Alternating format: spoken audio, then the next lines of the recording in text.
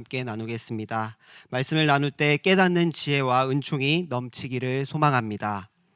우리가 읽은 17절 말씀은 한 해가 시작될 때 많이 보게 되는 구절인 것 같습니다. 이전 것은 지나갔으니 보라 새 것이 되었도다 라는 말씀이 한 해를 지나가고 또 새로운 해를 맞이하는 상황과 비슷하기 때문입니다. 그래서 여러 교회들의 현수막이나 SNS에 올라오기도 합니다. 저도 2022년 새해를 맞이하면서 말씀을 묵상하다 찾게 되었는데요. 그런데 말씀을 읽으면서 생각해 보니 이 말씀이 단순히 한 해가 새롭게 다가왔을 때만 묵상해야 하는 말씀이 아니라는 것을 깨닫게 되었습니다. 우리 같이 17절 말씀을 한 목소리로 읽어보겠습니다. 그런즉 누구든지 그리스도 안에 있으면 새로운 피조물이라. 이전 것은 지나갔으니 보라 새 것이 되었도다. 아멘. 누구든지 하나님의 은혜로 말미암아 새로운 피조물이 될 수 있다라고 말씀합니다. 그런데 누구 안에 있으면 새로운 피조물이 됩니까? 네, 그렇습니다. 그리스도 안에 있으면 새로운 피조물이 되는 것입니다. 새로운 해가 오고 새로운 날이 와서 우리가 다짐해야 새로운 피조물이 되는 것이 아니라 그리스도 안에 있음으로 이미 새 사람이 되었다는 것입니다. 이것을 다른 말로 중생이라고 표현합니다. 예수 그리스도를 믿고 영접함으로 우리는 거듭남을 입었고 구원함을 받았습니다. 죄로 인해 영원히 죽을 수밖에 없던 인생이 그리스도 십자가 은혜로 말미암아 새로운 인생이 된 것입니다. 그렇게 오늘날 신자가 된 우리가 살아가는 하루하루는 그리스도로부터 시작된 하루이고 그리스도께서 주신 하루입니다. 주님을 구주로 고백하였을 때, 나의 삶의 주인으로 모셨을 때 우리의 환경은 변하지 않았고 우리의 문제는 바뀌지 않았을지라도 우리의 인생은 이전 것에서 새로운 삶으로 바뀌었다는 것입니다. 이것이 놀라운 은혜입니다. 그리스도 밖에 있던 우리는 어떠했습니까? 갈라디아서 5장 19절부터 21절 말씀은 우리의 이전 모습들을 보여줍니다. 19절에 그리스도 밖에 있던 우리는 육체의 일을 따랐다라고 말씀하며 음행과 더러운 것과 호색과 우상숭배와 주술과 원수 맺는 것과 분쟁과 시기와 분냄과 당짓는 것과 분열과 투기와 술 취함과 방탕함이 가득했다라고 말씀합니다. 특별히 이러한 자에게는 하나님 나라의 유업을 받지 못한다라고 말씀하고 있습니다. 자신의 욕심을 따라 사는 존재였고 무엇보다 무엇을 해도 죄를 짓는 우리였고 아무리 선하게 살려고 해도 하나님과 전혀 상관없이 지옥에 가는 것이 마땅한 우리였습니다. 그랬던 우리가 그리스도 안에 있게 되므로 하나님 나라의 백성이 되었고 새 사람이 되었습니다. 갈라디아서 5장 22절에서 23절의 말씀처럼 사랑과 희락과 화평과 오래 참음과 자비와 온유와 충성과 절제와 같이 성령의 열매를 따라 살아갈 수 있는 존재가 된 것입니다. 그런데 새로운 존재가 되었다고 말씀하고 있지만 우리는 때로 어리둥절할 때가 있습니다. 우리 스스로 우리의 모습을 돌아볼 때 우리에게 성령의 열매들이 없는 것 같고 부족한 것 같고 악하고 늘 죄를 짓는 것 같기 때문입니다. 예수 그리스도로 말미암아 새 사람이 되었지만 여전히 우리의 겉사람은 더럽고 악한 흔적들과 습관들이 남아 있습니다. 그래서 우리는 늘 새롭게 다짐하기를 원하고 우리의 인생이 새롭게 변화되기를 힘쓰는 것 같습니다. 그러나 하나님께서는 이전 것은 지나갔다. 예수 그리스도 안에 있으면 새 사람이야 라고 우리에게 선포하십니다. 예수 그리스도를 믿음으로 우리는 죄와 사망의 법에서 그리스도 안에 있는 생명의 법으로 옮겨졌습니다. 세상의 권세 아래 있는 것이 아니라 하나님 나라의 백성으로 우리의 시민권이 옮겨진 것입니다. 물론 우리의 겉사람은 변화되지 않았습니다. 그것을 위해 죽는 날까지 계속되어야 하는 성화의 과정이 있습니다. 그러나 변화되지 않았다고 생각하며 변화되기를 힘쓰는 것과 이미 변화된 것을 믿음으로 다시 변화된 모습으로 회복하기를 소망하는 것과는 차원이 다른 문제입니다. 우리가 변화되기를 힘쓰므로 변화되는 것이라면 그리스도와 아무 상관이 없습니다. 우리가 그리스도 안에 있는 것, 새 사람이 된 것은 뒤에서 나누겠지만 하나님께서 우리를 전적으로 변화시켜 주신 은혜이기 때문입니다. 이 은혜에 붙들려 있을 때 변화된 삶을 살아갈 수 있습니다. 2022년 새해가 다가갔고 어느덧 1월의 중반을 넘어가고 있습니다.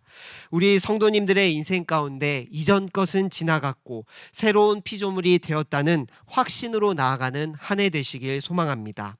여전히 연약하고 무언가 다시 새롭게 바뀌어야 할 것만 같은 우리들이지만 그리스도로 인하여 우리의 인생은 이미 새롭게 변화된 줄 믿습니다.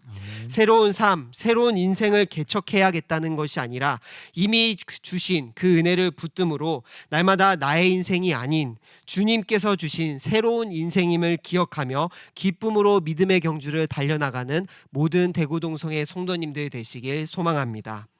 바울은 이렇게 고린도 교회에게 새 사람이 되었다라고 선포하면서 그에 합당한 성도의 모습이 있다는 것을 18절부터 말씀하고 있습니다. 새로운 피조물, 새 사람으로서 성도의 모습을 다양하게 말할 수 있습니다. 사랑, 인내, 순종 등 다양하게 강조할 수 있습니다. 그런데 오늘 말씀에서 바울은 화목에 초점을 맞추고 있습니다. 바울이 이 화목이라는 측면을 강조하는 것은 고린도 교회의 특수한 상황과 밀접한 관련이 있는데요. 우리가 이미 잘 알고 있는 것처럼 고린도 교회 안에는 분쟁이 있었습니다. 바울파, 아볼로파, 베드로파, 그리스도파로 갈라져서 서로 싸우는 교회가 고린도 교회였습니다. 바울은 이러한 고린도 교회가 화목하기를 원했던 것입니다. 그래서 그리스도로 새롭게 된 성도로서 우리가 화목하자라고 권면합니다. 그런데 화목하기를 권면하기에 앞서서 바울은 이 화목함이 우리로부터 시작된 것이 아님을 먼저 강조하고 있습니다. 우리 다 같이 18절 말씀을 읽어보겠습니다. 시작. 모든 것이 하나님께로서 났으며 그가 그리스도로 말미암아 우리를 자기와 화목하게 하시고 또 우리에게 화목하게 하는 직분을 주셨으니. 아멘. 18절에 바울은 모든 것이 하나님께로 났다라고 시작합니다. 앞서 이야기한 것처럼 하나님께서는 그리스도를 통하여 우리를 새 사람 되게 하셨습니다. 그런데 바울은 하나님께서 우리를 새 사람 되게 하신 모든 것이 우리를 자기와 화목하게 하기 위함이다라고 말씀합니다. 바울이 본문에 쓰는 이 화목이라는 단어는 헬라어로 화해시키다라는 의미를 가지고 있는데요. 하나님께서 우리를 하나님 자신과 화해하도록 우리를 새 사람 되게 하셨다는 것입니다. 성도님들, 만약 어떤 두 사람 중 한 사람이 큰 잘못을 하고 두 사람의 관계가 깨어졌다면 어떻게 해야 그 관계를 회복할 수 있을까요? 먼저 잘못한 사람이 용서를 구해야 하고 대가를 지불해야 하지 않겠습니까? 그래야 그 용서를 다른 사람이 받아주어야만 화해가 일어나고 관계를 회복할 수 있을 것입니다. 그런데 잘못한 사람이 대가를 지불하지도 않고 용서를 구하는 것도 아니라 아예 자신의 잘못을 깨닫지도 못한다면 그 관계는 어떻게 될까요? 절대로 회복될 수 없을 것입니다. 우리와 하나님의 관계도 이와 마찬가지였습니다. 하나님께서는 세상을 창조하시고 사람에게 선물로 주시며 함께 살기를 원했지만 아담과 하하가 선악과를 따먹음으로 하나님께 범죄한 이후 모든 인류는 절대로 하나님과 화목할 수 없는 상태가 되었습니다. 에덴 동산에서 하나님과 대화하며 평화를 누리던 화목한 관계는 깨어졌고 하나님께 나아가기 위해서는 피해 대가를 지불해야 하는 일시적 관계가 되었습니다. 그런데 하나님께서는 이 일시적 관계를 깨트리고 예수 그리스도를 통하여 우리와 화해하기를 원하셨습니다. 그래서 이 땅 가운데 화목제물로서 예수 그리스도를 보내주시고 우리의 죄를 대신하여 십자가에 못 박히심으로 말미암아 우리가 받아야 할 형벌을 대신 받게 하셨습니다. 우리가 용서를 구해야 하지만 용서를 구할 수 있는 자격조차 없었고 오히려 죄를 지은 것조차 깨닫지 못하는 우리를 대신하여 하나님께서 친히 독생자를 내어주심으로 값을 지불하시고 우리와 화목하게 하신 것입니다. 하나님과 다시 화목하게 된 것에 있어서 우리의 어떠한 능력이나 수고가 하나도 들어가지 않았습니다. 그렇게 이 십자가 사건은 우리를 향한 하나님의 헤아릴 수 없는 사랑이요 헤아릴 수 없는 은혜입니다. 이것이 화목에 대하여 성도가 먼저 기억해야 할 첫 번째 관점입니다. 한량없는 은혜로 우리를 화목하게 하신 하나님의 은혜를 기억하는 모든 성도님들 되시기 소망합니다. 이렇게 하나님께서 화목하게 하시는 그 은혜를 받은 우리에게는 두 가지 사명이 있습니다. 먼저 첫 번째는 화목하게 하는 직분을 따라 살아가는 것입니다. 18절에 하나님께서는 우리를 자기와 화목하게 하신 것뿐만 아니라 화목하게 하는 직분을 주셨다라고 말씀합니다. 여기서 직분을 주셨다라는 동사는 현재 분사형으로 한번 화목하는 것으로 끝이 아니라 화목하기 위해 지속적으로 노력해야 하는 것을 말씀하고 있습니다. 또한 여기서 직분은 봉사, 섬김이라는 의미를 가지고 있는데요. 화목하기 위해 계속해서 섬기는 것, 봉사하는 것, 그것이 성도의 모습인 것입니다. 새 사람 된 사람의 모습인 것이지요. 그렇다면 우리는 누구와 누구를 화목하게 하는 직분을 가진 것일까요? 우리 같이 18절 말씀을 읽어보도록 하겠습니다. 19절 말씀입니다. 시작.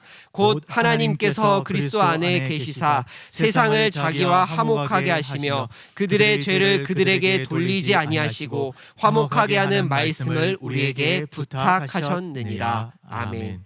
하나님께서 그리스도를 통하여 성도뿐만 아니라 세상을 화목하게 하셨다라고 말씀하고 있습니다.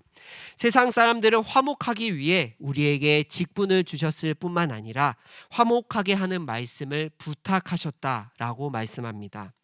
하나님께서는 십자가 사건을 통해 세상 사람들이 받아야 할 죄와 형벌을 그리스도에게 돌리셨습니다. 그러나 자동적으로 모든 세상 사람들이 화목하게 된 것은 아닙니다. 화목하게 되었다는 기쁨의 소식, 바로 복음의 말씀을 들어야 화목하게 될 수 있습니다. 우리 그리스도인들이 이 말씀을 전하고 그들이 받아들일 때 하나님과 세상 사람들이 화목함을 이루어지게 되는 것입니다. 그 일을 위해 우리에게 말씀을 부탁하셨다라는 것입니다. 즉 하나님과 세상 사람들을 화목하기 위해 섬기고 노력하는 것이 또 다른 성도의 모습인 것입니다. 여전히 하나님의 복음을 알지 못하고 듣지 못한 사람들이 너무나 많습니다. 우리는 그들을 하나님과 화목하게 하기 위한 사명을 다 가지고 있는 것입니다. 이것은 단순히 목사, 전도사, 선교사의 사명과 직분이 아니라 새로운 피조물된 성도가 해야 할 직분이요, 교회가 해야 할 사명입니다. 그렇기에 무엇보다 교회는 이 화목하게 하는 말씀, 하나님의 말씀을 늘 가까이 해야 합니다. 세상과 하나님을 화목하기 위해 필요한 것이 무엇입니까? 화목하게 하는 말씀입니다. 아무리 교회가 구제를 많이 하고 봉사를 많이 하고 서로 사랑이 넘친다 할지라도 그 안에 말씀이 없다면 자선단체와 다를 것이 없습니다. 교회 안에 무엇이 중심이 되어야 합니까? 말씀이 중심이 되어야 합니다. 말씀을 전하는 자는 그 무엇보다 말씀에 집중해야 하고 말씀을 듣는 자는 무엇보다 말씀을 사모해야 합니다. 말씀을 통해 화목이 드러나고 말씀을 통해 사랑이 드러나고 말씀을 통해 우리 성도의 삶의 방향을 알 수 있기 때문입니다. 우리 안에 복음의 말씀이 있을 때 하나님께서 주신 말씀을 따라 화목함을 섬길 수 있는 교회가 될 줄 믿습니다. 대구동성교회가 이러한 교회가 되기를 소망합니다. 아멘. 하나님께서 주신 말씀을 붙듦으로 교회를 화목하게 하고 이웃을 화목하게 하고 세상을 화목하게 할 수 있는 대구동성의 모든 성도인들 되시길 소망합니다. 아멘. 두 번째로 하나님께서 화목하게 해주신 은혜를 받은 우리의 사명은 하나님과 화목하는 것입니다. 앞서 하나님께서는 우리를 자기와 화목하게 해주셨습니다. 그러나 그것으로 끝이 아니라 우리 또한 늘 하나님과 화목하기를 힘써야 합니다. 20절 말씀입니다. 제가 읽겠습니다. 그러므로 우리가 그리스도를 대신하여 사신이 되어 하나님이 우리를 통하여 너희를 권면하시는 것 같이 그리스도를 대신하여 간청하노니 너희는 하나님과 화목하라. 아멘.